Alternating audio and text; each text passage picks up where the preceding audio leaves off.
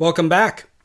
This week we're going to be starting our study of The Adventures of Huckleberry Finn, which is widely considered to be the quintessential or classic American adventure novel. Both at the time when it was written and today, it continues to have a huge impact on those who read it. And it's also one of the more controversial American novels for reasons which we'll discuss today and in future weeks. It's actually a sequel, which you get from the opening lines of Chapter 1. Huck Finn and a lot of the characters that we meet in this book were in a previous book written by Mark Twain called The Adventures of Tom Sawyer. So Huck and his friend Tom and the town where they live, St. Petersburg, are modeled after Mark Twain's boyhood home of Hannibal, Missouri, which was right up alongside the Mississippi River. And if you go to Hannibal, Missouri today, I've been there once before, you have a whole lot of Mark Twain stuff. You could spend the whole day there just visiting Mark Twain locations that he knew about in his life, going to different gift shops, museums, things like that. They know what they've got. They have a tourist attraction, a famous author. And this actually sets Twain apart from a lot of the other authors that we've read this year, because they've all tended to be concentrated in New England, more specifically around Massachusetts.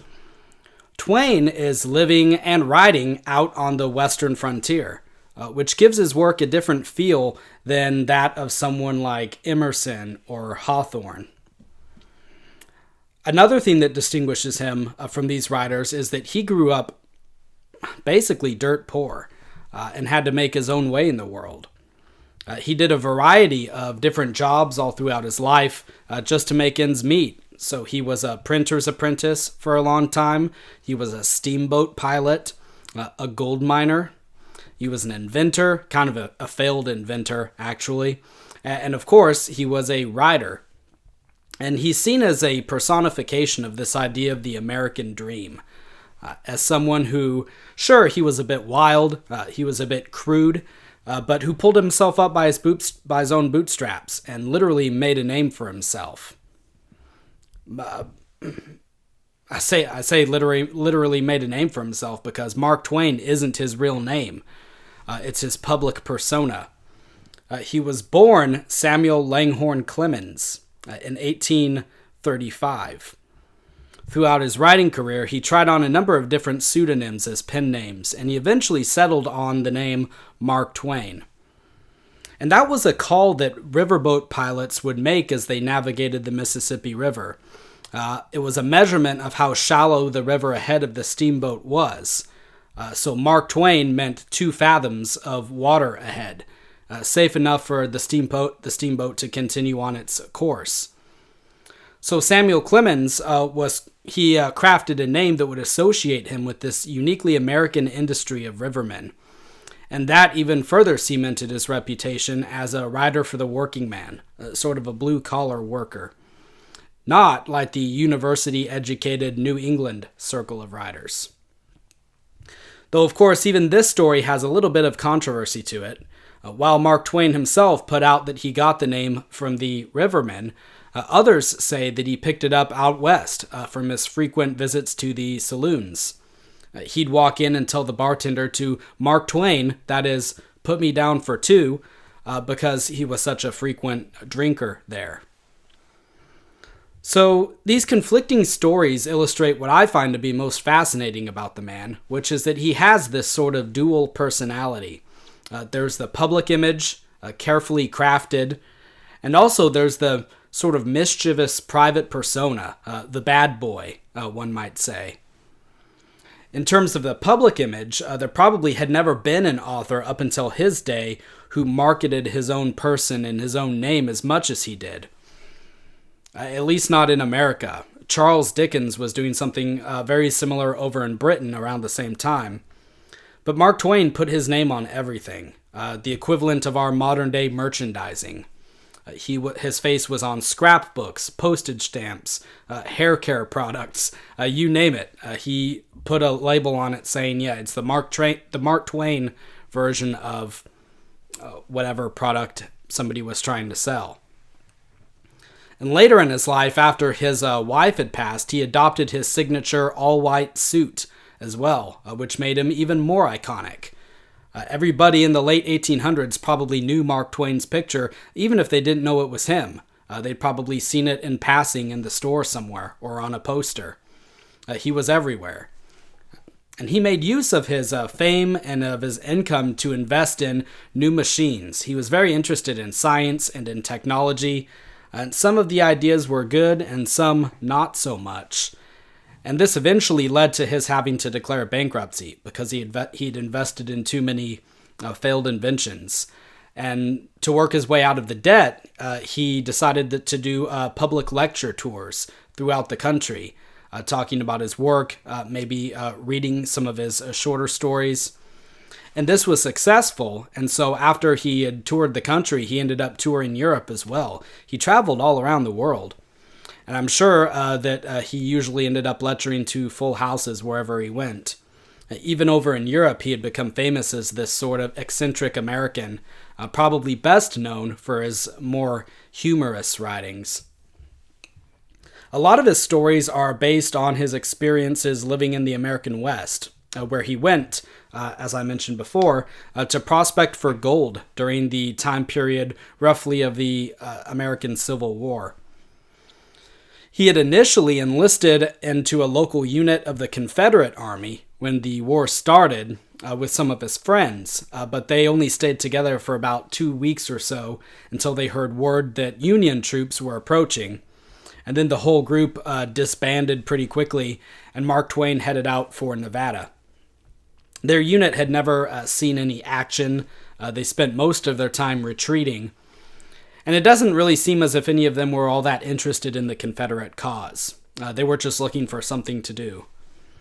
In fact, since he later became an abolitionist and was an admirer both of Lincoln and of Ulysses S. Grant, we can assume that Mark Twain's loyalty to the Confederates was either non-existent or maybe just a passing thing. Anyway, Twain, while he was living out west, he made this career as a humorist, writing for newspapers and magazines, funny stories, short stories. Not only did people enjoy his writing, but he was in demand as a public speaker as well. And so he lived a sort of kind of a lawless, riotous existence until he came back east with newfound fame and fortune, and he got married. So, turning now to the novel, there are a couple of really revolutionary things that he did with it. It's sort of like Walt Whitman's poetry in that way, in that it disregards what are generally considered the normal ways of form and writing. Only Whitman is writing in poetry, and Twain is writing in prose. So first of all, as you read the first 8 chapters, you probably noticed that it's written from the perspective of a first-person narrator who is illiterate, uneducated, and really a ne'er-do-well. The Adventures of Tom Sawyer, the previous book, hadn't been written this way. So readers of the first book who picked up this one were probably in for quite a shock. It's full of grammatical and spelling errors, written in the vernacular, we might say. Huck Finn is telling us this story and the way that we would hear it if we actually sat down with a 13-year-old boy and listened to him talk and tell the story that way. But then even other characters speak in local dialects, such as the escaped slave, Jim.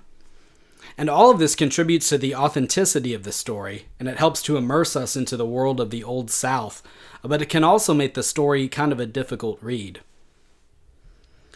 Another thing Mark Twain does, which is considered ground-shaking, is to attack the established society of the time, including the government, the church, and even rules of basic decency. Everything came in under criticism and under his sort of satirical style of censure when he was writing about the world as he saw it. We can definitely read Huckleberry Finn from a pessimist's viewpoint and come away with the idea that all men are irredeemably hypocritical and corrupt, because Twain didn't really sugarcoat things. He wrote life how he saw it. And there are a couple of examples of this in just the opening chapters. The most striking one is that of the depiction of Huck's father, who's just known as Pap. We don't even get his name. He's a drifter, an alcoholic, and he's basically left Huck alone to raise himself. And he only returns to town when he hears that Huck has come into some money. He thinks that this money should be his, and he resents that it's being kept from him through Huck's own cleverness. And he also resents that some of the townspeople have taken it on themselves to help Huck out and to educate him.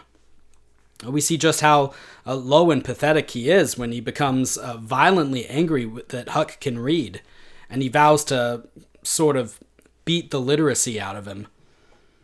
And you would think that most parents would want the best for their children, but he takes it as an insult. He doesn't want to elevate his son. He wants to make sure that his son stays down on his level. And he eventually kidnaps Huck and almost kills him during one of his drunken rages. And it's because of this that Huck eventually decides to fake his own death to escape from the cabin where Pap has been keeping him and go down to the river in a canoe and row away.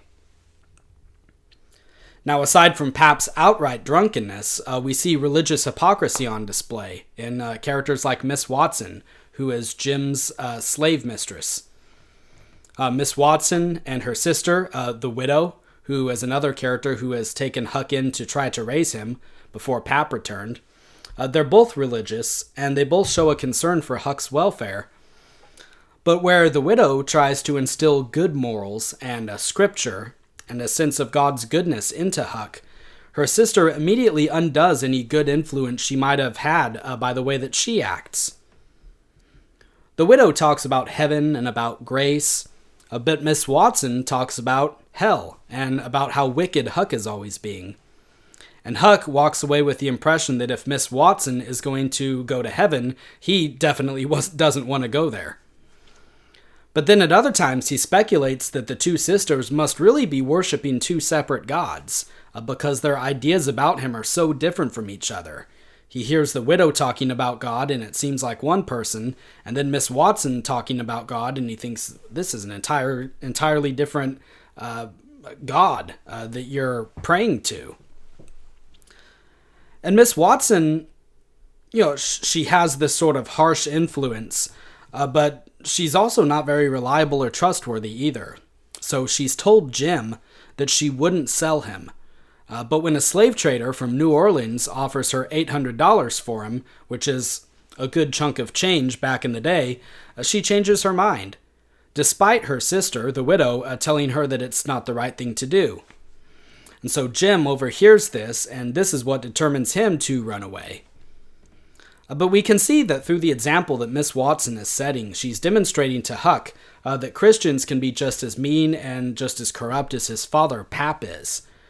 They just do sometimes a better job of hiding it. And then finally, we should probably mention in terms of human depravity, we have Huck and Tom Sawyer themselves. Their idea of a childhood pastime is to form a band of robbers with some of the other local boys, and they talk pretty openly about kidnapping and killing people, although they never really do it. And they don't seem to feel any twinge of conscience about that at all. And this might largely be a reflection of the society in which they're growing up. Remember that in the Scarlet Letter, the children of Boston did for fun what they had observed the adults doing in all seriousness, going to church, having tribunals, hunting witches, and so on. So Huck and Tom are doing the same thing. But it's interesting that because they're so young, and because they're growing up with no real good examples, we don't really, as readers, take offense at their schemes. There's a sense that they're just kids at play. It's almost like they're too innocent to really be mad at, even though they are plotting all of these wicked, depraved things. I think that a character like Billy Budd had a very similar kind of innocence. Not exactly goodness as we would define it, but a quality that made him hard to approve of or to condemn by our own standards.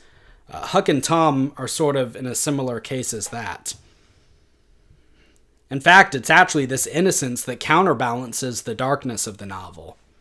Sure, it deals with serious themes and wicked characters, but they're seen through the eyes of a child, of Huckleberry Finn, and they're made ridiculous as a result.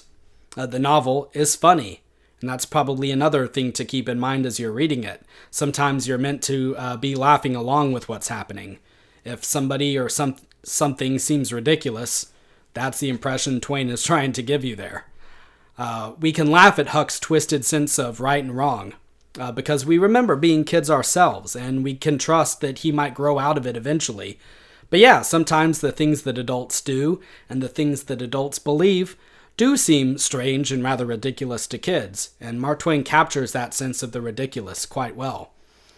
We can laugh at the superstitions and the prejudices even of the people around Huck, because he tells the story in such a way that the frailty and the fallen nature of mankind comes out for us, and we can make judgments and derive morals about it, even if it doesn't come out for Huck, or even if it's not immediately apparent to Huck. Think of the story about Jim bragging about how he was kidnapped by witches to the other slaves. Huck and Tom play a prank on him, and he wakes up and thinks that witches did it. And so he invents in his imagination this whole story about how witches kidnapped him and took him around the state. And he boasts about this event, which obviously didn't happen at all, and even becomes proud of it when he sees what sort of attention it's getting him.